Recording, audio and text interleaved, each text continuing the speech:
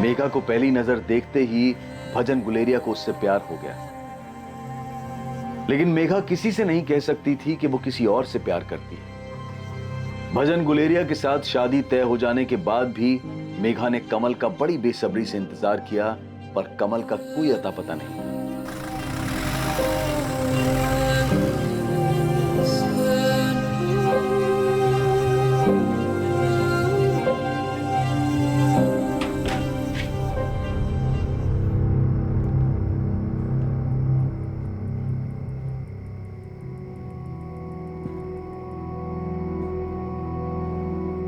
अब जब हमारी शादी हो ही गई है तो तुमको एक सच बताता हूँ। असल में मैं तो शादी ही नहीं करना चाहता था,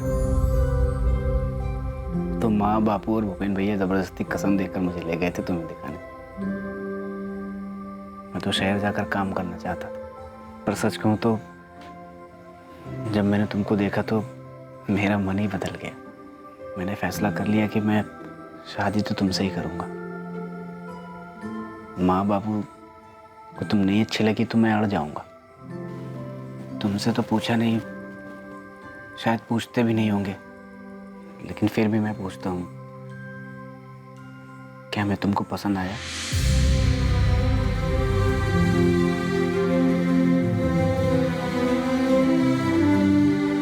मेघा, भजन इतना खा नहीं पाएगा जितना तुम उसकी थाली में डाल रही हो।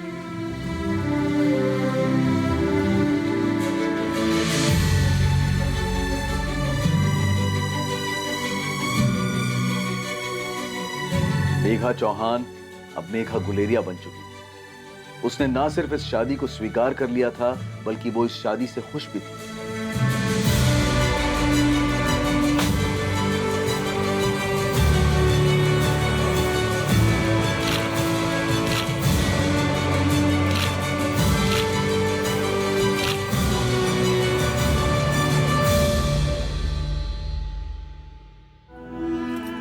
मत जाओ ना, मैं यहाँ कैसे रहूंगी? मेघा, मैं तेरे और जगत के लिए तो जा रहा हूँ ना।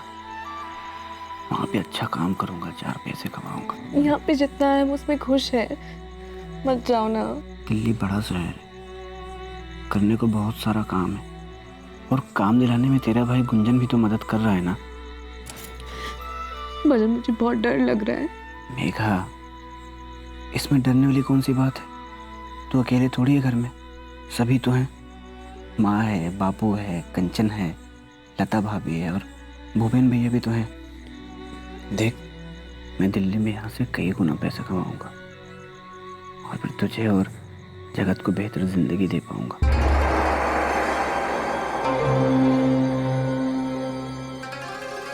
भजन बस यही सोच सकता था कि उसके दिल्ली जाने की वजह से मेघा दुखी थी। मेघा किसी भी हालत में उसे सच नहीं बता सकती थी कि उसके दिमाग में क्या चल रहा है, आखिर वो किस दुविधा से गुजर रही थी।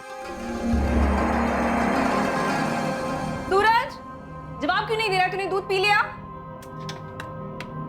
पहले दूध पी, चल खत्म कर सब। मम्मी देखो उसमें मक्खी है। नाटक मत करो, थप्पड़ मारूंगी। खत्म करो। क्यों पिलाते हैं मम्मी? इतना गंदा होता है। कि तेरे सेहत के लिए अच्छा है। अब पूरा खत्म कर। मम्मी पापा कब आएंगे? पता नहीं, पूछ के बताऊंगी। पापा हर बार बाहर जाते, टूर पे जाते और उनको कोई टाइम नहीं होता कि कब वापस आएंगे। अगली बार टीचर बुलाएंगे और आप दोनों को आना है। ठीक है, चल अभी। वैसे पापा काम क्या करते हैं? बताया ना तुझे, तेरे पापा सेल्स में है। पापा ऑफिस में काम क्यों नहीं करते? बाकी सबके पापा ऑफिस जाते हैं, दुकान जाते हैं, हर शाम को लौटते हैं। पापा की तरह हमेशा बाहर नहीं रहते। चुप कर, हर वक्त बकवास करता रहता है। अब चल, तेरी बस निकल जाएगी। उनको बोल देना। क्या हुआ चंदा, इतना चिल्ला क्यों रही है? तो और क्या करूं, तू बता। कमल, सूरज बड़ा हो रहा है, तेरे बारे में सवाल करता रहता है कि तू कहाँ है, तू घर क्यों नहीं आता। उसके सारे दोस्त के पापा घर वापस आते हैं। दिन भर तुझे याद करके वो अपने दोस्त के पापा के बारे में बात करता रहता है। चंदा तो समझाओ उसको, मैं काम में फंसा हुआ हूँ। बस 2 दिन की बात है, मैं आ जाऊंगा वापस। कमल, मैं सूरज की परवरिश अकेली नहीं कर सकती। हम दोनों को यहाँ पे तेरी जरूरत है। चंदा, मैंने एक बार कहा ना, मैं आ जाऊंगा वापस, काम में फंसा हुआ हूँ। तुझे क्या लग रहा है मैं तुम दोनों को छोड़ के भाग जाऊंगा? तुम दोनों के बिना जी सकता हूँ क्या मैं?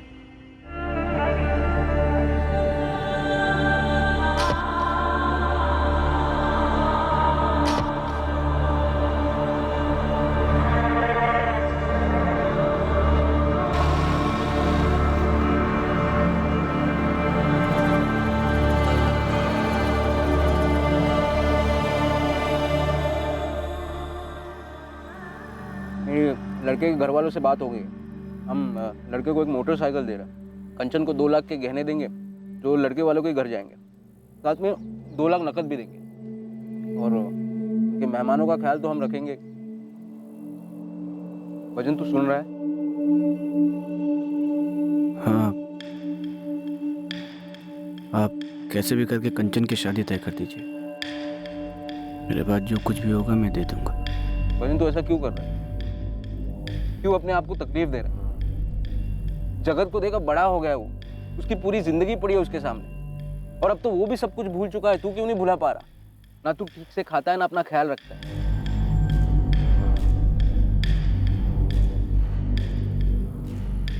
मैं काम करने जा रहा हूँ।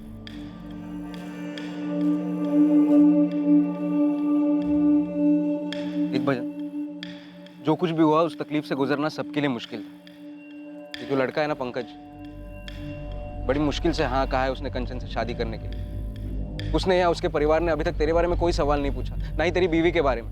मुझे डर है कि तेरी ये हालत देखकर वो सवाल पूछना शुरू कर देंगे और फिर हमें जवाब देना होगा, और फिर कंचन की शादी का क्या होगा? आप फिक्र मत करो भैया, मैं उन लोगों के सामने आऊँगा ही नहीं। अब बस कैसे भी करके कंचन की शादी पक्की कर दो। बाकी जगत को आप और भाभी अपने बच्चे की तरह पाल ही रहे हो। मगर भजन, जगत तेरा लड़का है, उसे तेरी जरूरत है जिंदगी में आगे रास्ता दिखाने के लिए। सब कुछ भूलकर एक बाप का फर्ज अदा कर, क्योंकि पिछले 13 साल से तू जिस सवाल का जवाब ढूंढ रहा है वो तुझे कभी मिलने नहीं वाला। मेघा ने अपनी जान क्यों ली है हमें कभी पता नहीं चलेगा। सच तो ये है कि मेघा अब नहीं रही, और अगर किसी दिन इसकी वजह तुझे पता भी चल जाए तो उससे क्या होगा? क्या तेरे मन को शांति मिलेगी?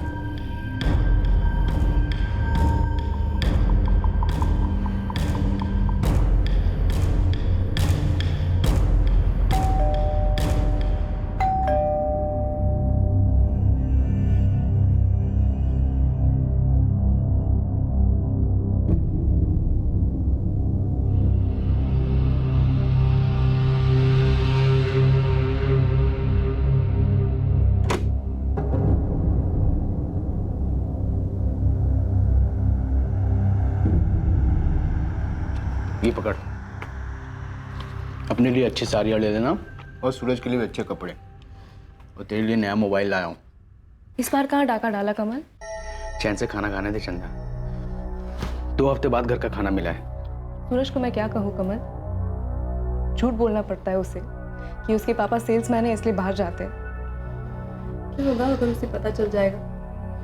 मेरे पास उसके सवालों का कोई जवाब नहीं है। क्या होगा अगर उसको पता चलेगा कि उसके पापा सेल्समैन नहीं चोर है? कमल तू ये सारी काम छोड़ क्यों नहीं देता? कुछ आम लोगों वाला काम करते हैं ना। कहने में बहुत आसान लगता है, कुछ और काम करूंगा तो इतने पैसे मिलेंगे क्या? न तेरी जरूरतों का ख्याल रख पाऊंगा न सूरज की। और अगर सूरज को पता चल गया तो? कैसे पता चल जाएगा? हाँ, इतने सालों से कर रहा हूँ, पुलिस को आज तक पता नहीं चला है। हाथों में सफाई है मेरे, एक रिकॉर्ड्स नहीं है मेरा पुलिस के पास। खामखा ही डर रही है। डर लगता है मुझे कमल, बहुत बार ये सपने में आता है। जब भी ये दरवाजे की बेल बजती है ना, ऐसा लगता है कि मैं दरवाजा खोलूंगी और पुलिस आएगी सामने और तुझे पकड़ के ले जाएगी। और सूरज बार बार ये सवाल पूछेगा कि हमने ये सब क्यों छिपाया उससे। कमल एक बार सोच के देख ले, कुछ अच्छे से चल रहा है, सूरज की पढ़ाई बहुत अच्छे से चल रही है, लेकिन अगर ऐसा हो गया तो? अगर तू पकड़ा गया तो क्या कहेंगे उसे लोग? चोर का बेटा। 13 साल हो गए, आज तक पता लगा है किसी को कि तू चंदा नहीं मेघा है? 13 साल हो गए, किसी को पता लगा है तू मरी नहीं जिंदा है? इतनी बड़ी बड़ी बातें पता नहीं लगी, इतनी छोटी सी बात पता लग जाएगी। बहुत संभल के काम करता हूं मैं, बहुत होशियारी से, हमेशा से ही। पहले भी तूने बोला था हम पकड़े जाएंगे, हुआ है क्या ऐसा कुछ? हाँ,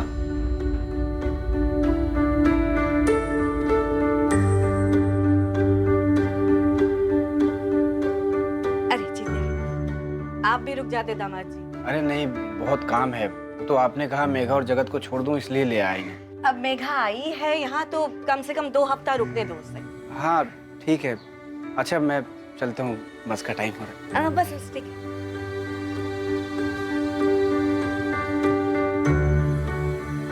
कोई 2 हफ्ते नहीं, 4 दिन में लेने आऊँगा, तैयार रहना। तुम माँ से क्यों नहीं बोला? अभी ले जाओ। अरे उनका मन भी रखना पड़ता है ना।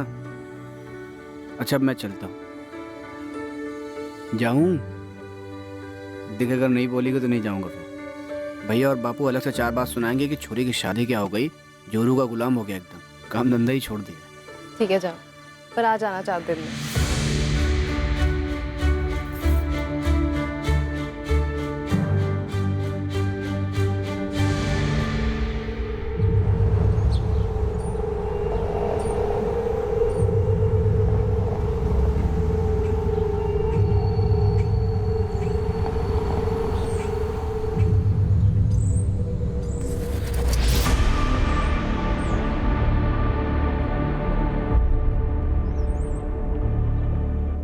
कैसी है तू? तू अब तक नाराज है? मैं आया था तुझसे माफी मांगने और तू बाड़मेर में थी। मेरी हिम्मत नहीं हुई वहां आने की। मैं जब भी गांव आता हूँ तेरा ही इंतजार करता हूँ कि तू कभी तो गांव आएगी। अब क्यों आया है कमल? जो हो चुका है वो हो चुका है। सब मेरी गलती है। मुझे पता ही नहीं था तेरे साथ क्या चल रहा है। मैंने वापस आने में देर कर दी। देर नहीं, तुमने बहुत देर कर दी। सब खत्म हो चुका है। मैं अपनी जिंदगी में नई शुरुआत कर चुकी हूँ। वो गांव के बाहर का घर याद है ना तुझे? कल इंतजार करूंगा मैं तेरा वहां। जो तू मुझे भूल चुकी है तो मत आना, नहीं तो बस आकर माफ कर देना मुझे।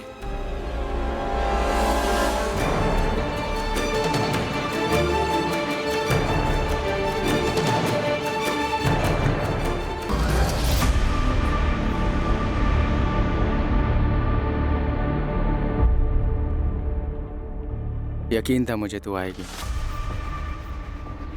नहीं कमल, मैं किसी और की पत्नी हूँ, माँ हूँ मैं एक बच्चे की।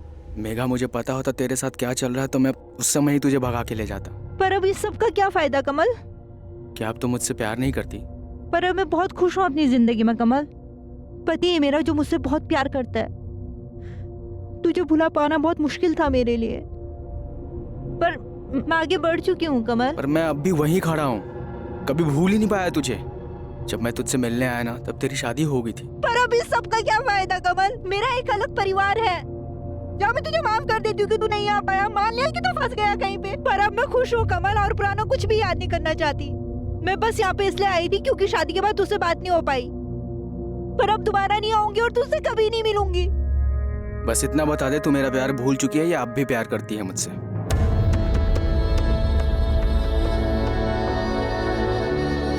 बोलना इतना आसान होता ना तू कभी आती ही नहीं यहाँ। कमल, मैं तुझसे बहुत पहले प्यार करती थी, पर हाँ, मैं भुला नहीं सकती। तू वो पहला इंसान है जिससे मैंने प्यार किया था। वो पहला इंसान जिसे तूने किस किया था, जिसके साथ तू रहना चाहती थी, जिसके साथ अपनी पूरी जिंदगी बिताना चाहती थी। किस्मत हमारे साथ नहीं थी। जब तुझे मेरी जरूरत थी मैं था ही नहीं। पर क्या उस गलती की वजह से हम दोनों एक दूसरे को हमेशा कोसते रहेंगे, एक दूसरे से अलग हो जाएंगे? क्या उस गलती की सजा मुझे जिंदगी भर मिलनी चाहिए? मैं नहीं बदला हूं मेघा, मैं वही कमल हूं जो तुझसे बहुत प्यार करता है। मुझे पता है तू वही मेघा है जो मुझे बेहद प्यार करती थी।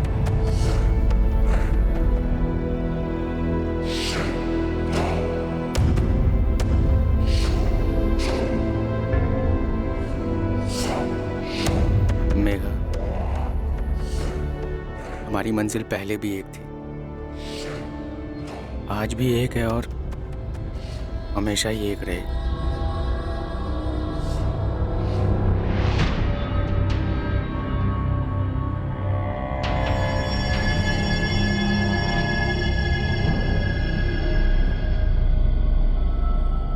कमल, मैं अपने पति को धोखा दे रही हूँ। अगर तुझे ऐसा लग रहा है तू मेरे साथ नहीं रहना चाहती तो सबसे बड़ा धोखा तो खुद को दे रही है। कमल, वो मुझसे बहुत प्यार करता है। तू मुझसे प्यार करती है।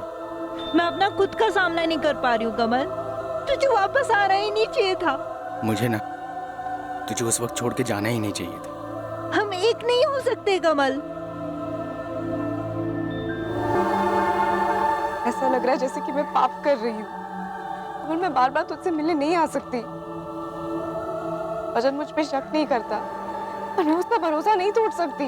तू मेरे साथ चलेगी हमेशा के लिए, अपने पति को छोड़कर, सबको छोड़कर? नहीं कमल, बिल्कुल नहीं।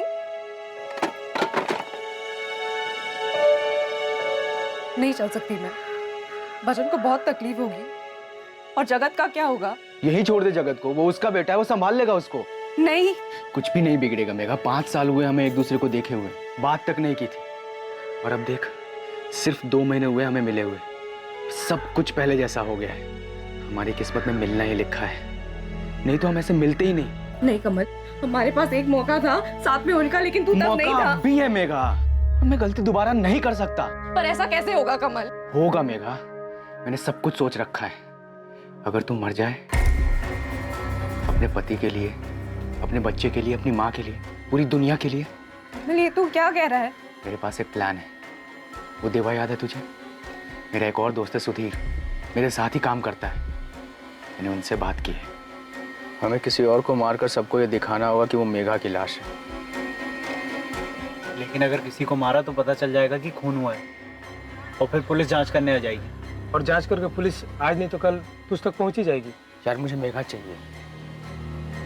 अब वो ऐसे अपने पति को छोड़कर तो आने से रही, उसे बेइज्जती का बहुत डर है। हाँ, अगर ये साबित हो जाए कि वो मर चुकी है तो मैं उसको मना लूंगा। तो फिर कुछ सोचते हैं। इसके लिए हमें उसकी जैसी एक औरत को ढूंढना पड़ेगा। ये मर गई है, ये यकीन दिलाने के लिए हमें किसी को तो मारना ही पड़ेगा, तभी सबको यकीन होगा। सही कह रहे हैं। हफ्ते भर सोचने के बाद ये तरकीब दिमाग में आई है, और देवा को तो एक औरत भी मिल गई है। इसको देखकर ऐसा लगेगा जैसे तू मरी है।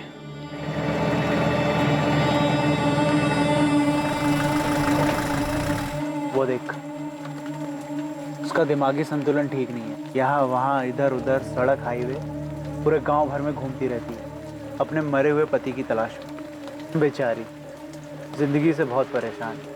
अब इसे मारकर हम इसे मुक्ति दे सकते हैं। मेघा, तुझे खामोश रहकर सिर्फ ऐसे दिखाना है जैसे तेरे पति और सास ससुर को लगे कि तू परेशान है। थोड़ा नाटक करना पड़ेगा। आसपास वाले लोगों को ऐसा लगना चाहिए कि ससुराल में तेरे साथ कुछ हो रहा है और तू बोल नहीं पा रही है। ऐसा जैसे ससुराल वाले तेरे ऊपर दहेज को लेकर के जुल्म कर रहे हैं, तुझे मानसिक तौर पर परेशान कर रहे हैं। और थोड़ा ऐसा भी लगना चाहिए कि ससुर और जेठ तेरे साथ कुछ गलत कर रहे हैं। जब भी तेरी माँ का फोन आए ना, तो तू ऐसे बात कर जैसे तू परेशान है और अपने सास ससुर से खुश नहीं है। भजन दिल्ली जा रहा है गुंजन भैया के साथ काम करने के लिए, ताकि मुझे और जगत को एक अच्छी जिंदगी दे पाए। और मैं यहाँ। फिर तो ये और भी अच्छा मौका है। हम ऐसा दिखाएंगे जैसे तूने आत्महत्या की है। तुझे पता है, देवा मुझे बता रहा था अगर 7 साल के अंदर लड़की के साथ दहेज को लेकर कुछ हो जाए ना, तो ससुराल वाले लंबे समय के लिए अंदर जाते हैं। पर कमल, उन लोगों ने मेरे साथ कुछ बुरा नहीं किया है। तो मैंने कौन सा बुरा किया है मेघा, जो मैं तेरे बगैर जिंदगी बिताने की सजा काटूं? देख मेघा, हमें एक मौका मिला है, हम ये मौका गंवा नहीं सकते। मान जा, हम बड़ी आसानी से एक दूसरे के साथ हो सकते हैं मेघा। और ऊपर वाले ने हमें ये मौका दिया है, ये सब सोचकर ये मौका बर्बाद मत कर।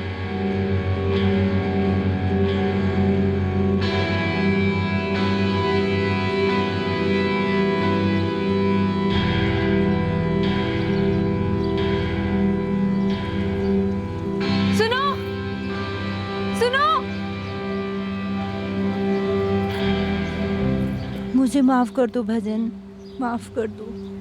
मैं तुम्हें छोड़ रही हूँ, फिर दोबारा कभी नहीं मिलूंगी। तू ऐसा करेगी तो मैं तुझे छोड़ के नहीं जा पाऊंगा।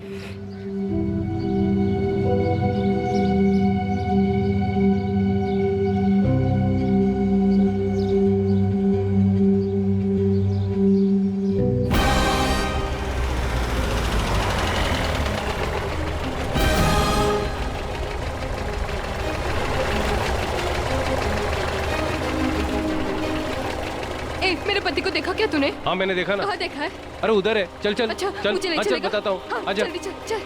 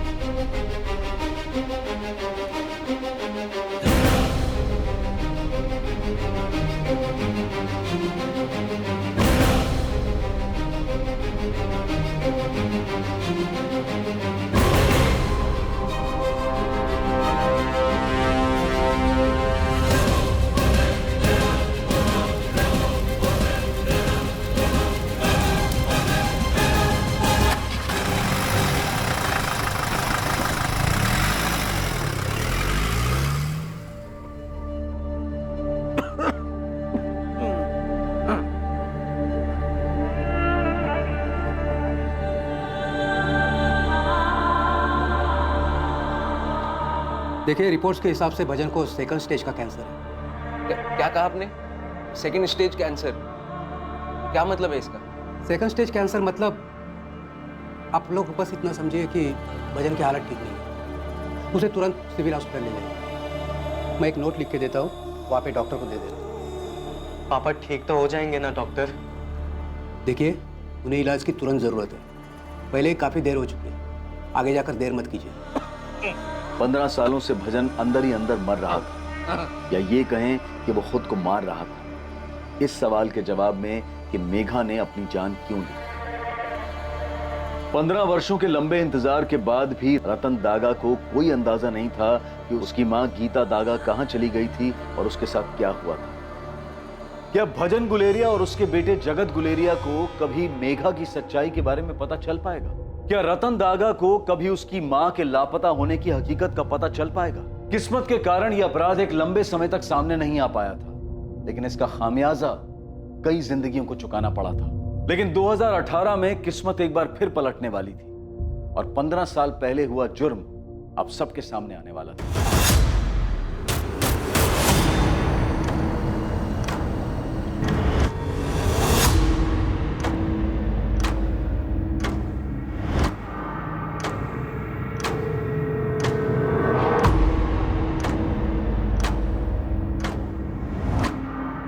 ध्यान से देखिए जितेंद्र, तीनों में से किसी को जानते हैं? इन तीनों में से कभी कोई आपकी दुकान पर आया हो? नहीं सर, इनमें से कोई भी कभी भी मेरी दुकान पर मैंने पहले नहीं देखा। गनीमत समझिए सर कि मेरी दुकान में एक छिपा हुआ सीसीटीवी कैमरा था जिसपे इन चोरों की नजर नहीं पड़ी।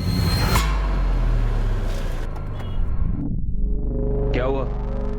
जी सर, देखिए मेरी दुकान के दोनों सीसीटीवी कैमरे, दोनों के तार काट चुके थे वो लोग।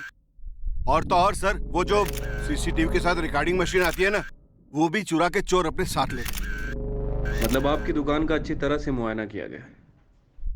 हो सकता है कि आपकी दुकान का कोई वर्कर भी इसमें शामिल हो। नहीं सर, मुझे ऐसा नहीं लगता, क्योंकि सर यहाँ पे देखिए, यहाँ एक और छुपा हुआ सीसीटीवी जिसमें सेल्फ रिकॉर्डिंग हुआ है सर। इस रिकॉर्डिंग में तीनों चोर के चेहरे साफ साफ नजर आते हैं। चोरों को तो नहीं पता था कि यहाँ छिपा हुआ सीसीटीवी है, लेकिन मेरे सारे वर्कर्स जानते थे। और अगर सर मेरे वर्कर्स मिले हुए होते तो ये सीसीटीवी भी गायब हो जाना चाहिए था ना। सर, इन तीनों की फोटो जोधपुर के सभी पुलिस स्टेशन में सर्कुलेट कर दी है, लेकिन कहीं से कोई लीड नहीं मिल रही। कोई नहीं पहचानता इन तीनों को। ऐसे कैसे हो सकता है? फिर से भेजना, पूरे राजस्थान राज्य में भेजना। इतनी सफाई से चोरी की है उन लोगों ने, नए बंदे तो नहीं लगते। कहीं ना कहीं कोई केस तो जरूर होगा उनका, और अगर बाहर की भी गैंग हुई तो भी पता चल जाएगा। ठीक है सर। पूरे राजस्थान के किसी भी थाने में तीनों में से किसी एक की भी हिस्ट्री नहीं है? नहीं सर, किसी के बारे में कुछ पता नहीं चला है। अब सर समझ नहीं आ रहा कि चोर बाहर के स्टेट से आया था क्या। वैसे मैंने उनकी डिटेल्स दिल्ली और एमपी में भी भेज दी है। आसपास के दुकान से भी कोई फुटेज नहीं मिला? वैसे सर, इस तरह की चोरी के केस पहले भी सामने आ चुके हैं। सीसीटीवी वायर को काटा गया, पीवीआर मशीन को लेकर चले गए, लेकिन सर वहाँ कहीं भी कोई छुपा हुआ सीसीटीवी कैमरा नहीं था। इसी वजह से चोरों की फुटेज सामने नहीं आई। फिर तो पक्का कोई मजा हुआ गैंग है जो काफी सफाई से अपने काम को अंजाम दे रहा है। पहली बार सामने आया। कैसे भी हो, इन्हें पकड़ना है। कई सालों की चोरी का हिसाब मिलेगा इनसे। अंदर आओ साहब। उस्मान, आजा आजा। कोई टिप मिला क्या? साहब हाँ भी और नहीं भी। मतलब मुझे और ना मेरे बंदों को इन तीनों की कोई हिस्ट्री का पता ही नहीं चला, लेकिन इनमें से एक बंदा है, इसका पता चला है। इसका नाम है कमल राजपूत। अपना एयरपोर्ट रोड साइड इसका घर है। मैंने डबल चेक किया साहब, ये बंदा कमल राजपूत ही है। घर में बीवी रहती है जिसका नाम है चंदा राजपूत। छोटा बच्चा है सूरज। बाकी इसका अगला पिछला सब पता कर रहा हूं मैं।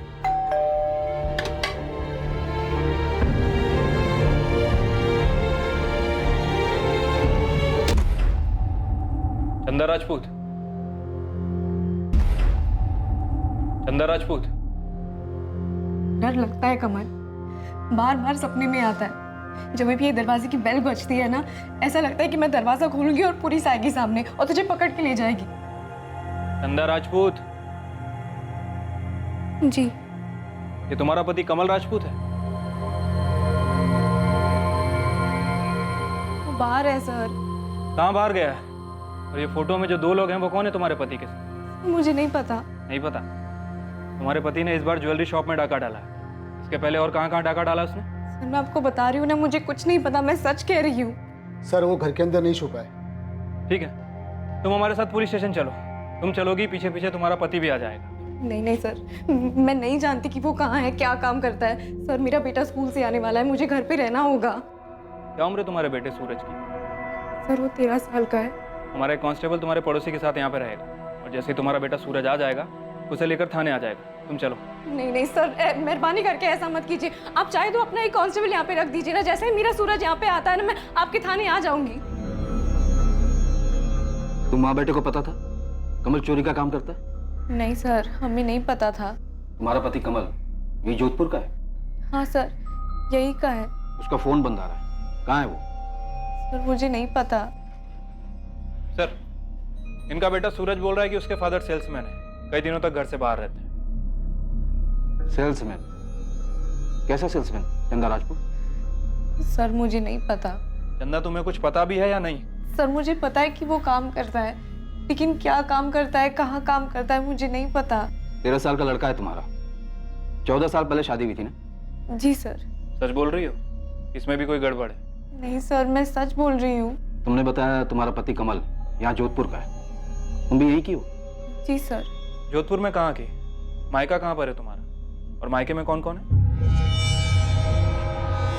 कोई नहीं है। कोई नहीं है? अरे तुम लोग पैदा हुए थे कि आसमान से टपके थे?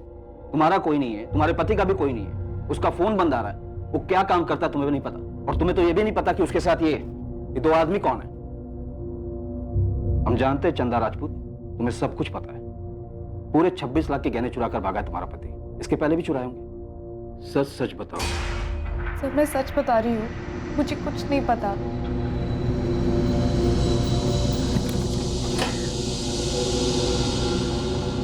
सलाम साहब, ये चंदा झूठ बोल रही साहब। इसका पति कमल राजपूत जैसलमेर के रूपनगर गांव से है, और वहीं पर उसकी मां मनीषा राजपूत भी है। इसकी कहानी में कुछ तो गड़बड़ है साहब। अपना घर छुपाने की क्या जरूरत थी इसे? मुझे लगता है कि इसके पति के बारे में ये बहुत कुछ जानती है और बता नहीं रही। ठीक है, वो सब हम देख लेंगे, लेकिन तेरे लिए सबसे बड़ा काम है कमल राजपूत के दोनों साथियों का पता लगा।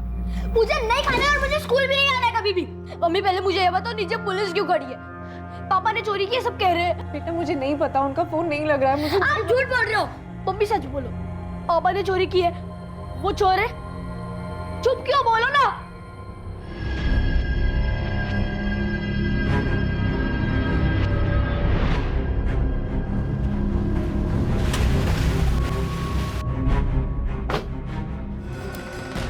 ये आपका बेटा कमल है?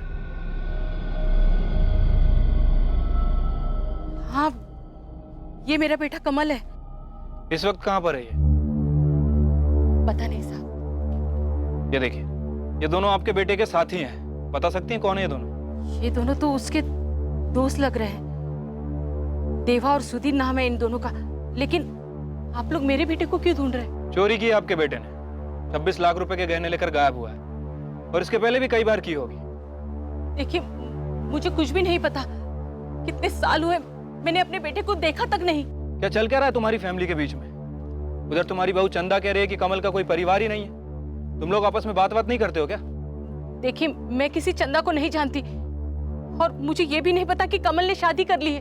तब तो आप अपने पोते सूरज को भी नहीं जानती होंगी। कमल को देख के 15 साल हो। 15 साल पहले वो गया, आज तक नहीं लौटा। वो ना कोई चिट्ठी भेजी और ना ही कोई फोन किया उसने। मुझे ये तक नहीं पता कि उसने किसी चंदा नाम की लड़की के साथ शादी किया और उसका एक बच्चा भी है। चंदा के सामने बिठा के जब सवाल जवाब करूंगा ना, तो पता चल जाएगा क्या जानती है और क्या नहीं। अरे तुम्हारा बेटा कमल कहाँ पे? ये है चंदा। क्यों, इसका और भी कोई नाम है? हाँ साहब, ये हमारी गांव की मेघा है, गायत्री की बेटी। लेकिन ये तो 15 साल पहले मर चुकी है। मेघा 15 साल पहले मर चुकी है? हाँ साहब, ये मेघा चौहान है। शादी के बाद ये मेघा कुलेरिया बन गई थी। 15 साल पहले उसने आत्महत्या कर ली। ससुराल वाले दहेज मांग रहे थे उससे, इसलिए मिट्टी का तेल छिड़क कर उसने खुद को जला दिया। ये मेरे बेटे की पत्नी कैसे हो सकती है? आप लोग पक्का इस मेघा से मिले हो? ये आपकी बेटी मेघा है?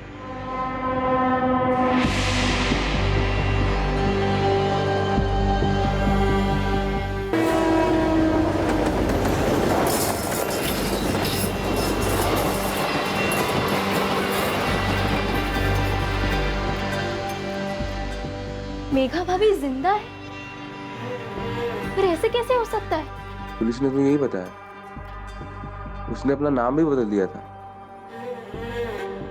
चंदा बन गई है वो। पर कोई मरा हुआ जिंदा कैसे हो सकता है भैया?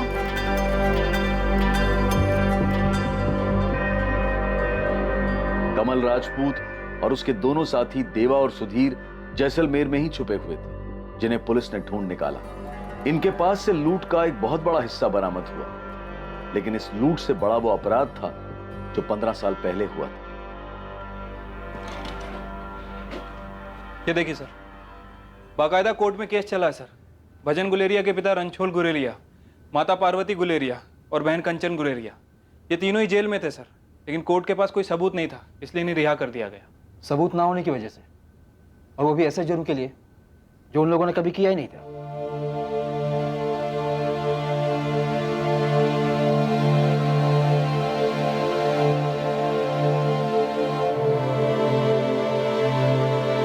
मुझे किसी से नहीं मिलना है, मेरे साथ जबरदस्ती नहीं कर सकते ऐसे। भैया हाथ छोड़ो, मैंने कहा ना मुझे किसी से चंदा, मेरी बात सुन। देखो, तुम्हारे पति को कैंसर है।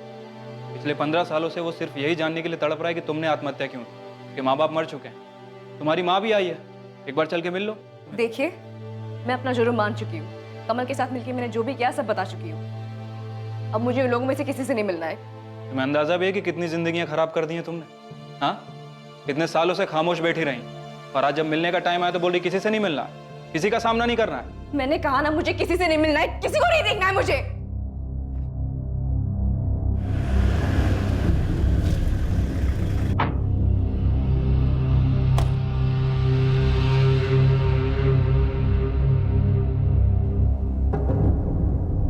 किडनैपिंग के केस पर क्या हुआ? सर, मैं रतन दागा। आपने फोन किया था, आप मेरी माँ के बारे में कुछ बोल रहे थे, क्या पता चले आपको?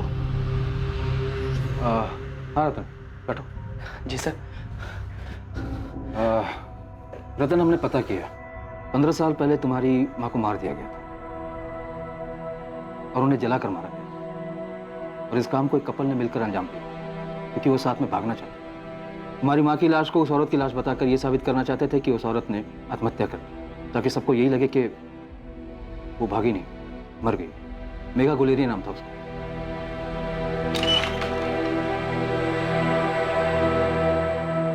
देखिए, वो आप लोगों में से किसी से नहीं मिलना चाहती। उसने अपना गुनाह भी कबूल किया। उसने कबूल किया है कि कमल राजपूत के साथ मिलकर उसने एक मानसिक रूप से बीमार औरत को मारा था, ताकि लोगों को ये लगे कि वो खुद मर गई है। अपना गुनाह तो कबूल कर लिया है, लेकिन आप में से किसी से मिलने की इच्छा नहीं।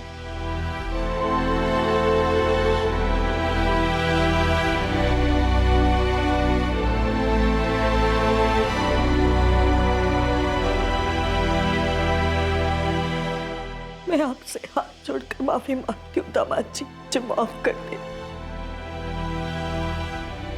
रहने दीजिए माँ जी, उसने सिर्फ हमको ही नहीं, आपको भी अंधेरे में ही रखा था। अंधेरे में नहीं पापा, माँ ने हम सबके पीठ पे छुरा घोपा है, छुरा। अरे अपने स्वार्थ के लिए क्या क्या नहीं किया माँ ने, किस किस को मार दिया, दादा को, दादी को, इन सबकी हत्या की है। माँ को नहीं मिलना है ना तो ना मिले, लेकिन एक बार मुझे उससे मिलना है, एक बार उसका चेहरा देखना है मुझे। वो चेहरा देखना है जिसने शायद नीचे गिरने में एक नई मिसाल कायम की है। इस केस के खुलासे ने सभी को चौंका दिया। 13 साल के सूरज के लिए इस पर भरोसा कर पाना सबसे ज्यादा मुश्किल था। उसे उसकी दादी यानी कि कमल की मां के पास छोड़ दिया गया। कमल राजपूत, देवा, सुधीर और मेघा गुलेरिया पर गीता दागा की हत्या के लिए आईपीसी की धारा 302 के तहत केस दर्ज किया गया है। साथ ही आपराधिक षड्यंत्र रचने के लिए आईपीसी की धारा 120 और सबूतों से छेड़छाड़ करने के लिए धारा 201 के चार्जेस भी लगाए गए हैं। अब तो तुझे तेरे 15 साल पुराने सवाल का जवाब मिल गया ना भजन। अब जिंदगी में आगे बढ़, अब तो अपना ध्यान रखना शुरू कर दे। और अब मेघा ने तेरे साथ ऐसा क्यों किया, इस नए सवाल के पीछे मत पड़ जाना। वास्तव में वो क्या और कौन सी चीज है जो प्रेमियों में समझदारी पैदा कर सकती है? अभी कुछ महीने पहले इंटरनेट पर कुछ लोग बोल रहे थे कि शादी के बाद एक्स्ट्रा मैरिटल अफेयर्स एक इंडिविजुअल चॉइस होनी चाहिए। ये एक व्यक्तिगत विचार है और इसका ना तो हम समर्थन करते हैं और ना ही खंडन। ये आपको सोचना है कि क्या सही है और क्या गलत। एक तरफ इस जघन्य अपराध में शामिल किरदार 14 सालों तक कभी रोशनी में नहीं आए, लेकिन एक लाश सामने थी जो देखने में हूबहू मृतक महिला की तरह लग रही थी, लेकिन बहुत ही बुरी तरह जली हुई हालत में। ऐसे मामले में मृतक महिला का डीएनए टेस्ट किया जाना चाहिए था। इस बात की पुष्टि की जानी चाहिए थी कि मेघा से मिलती जुलती हुई लाश वाकई में मेघा की ही थी या नहीं। इस तरह का अपराध मायूसी देता है और हर तरफ से खामोशी से तबाही ही लाता है। किसी की लाश पर खुशियों की इमारत कैसे खड़ी हो सकती है। अब मैं अनूप सोनी आपसे विदा लेता हूं। कल रात 11 बजे कौन बनेगा करोड़पति के करमवीर एपिसोड के बाद आपसे फिर मुलाकात होगी एक और नए केस के साथ। और याद रखें, क्राइम और आपके बीच में सिर्फ इतना फर्क है कि आप कितने सतर्क रहें, सुरक्षित रहें।